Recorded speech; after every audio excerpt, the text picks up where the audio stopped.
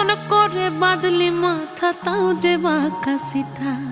মেদিনীপুরে রায়না চিরন বাঁকুড়ার ওই ফিতা, আরে যতন করে বাঁধলি মাথা তাও যে বাঁকা সিথা। পেছ পাড়িয়া রাজকুমার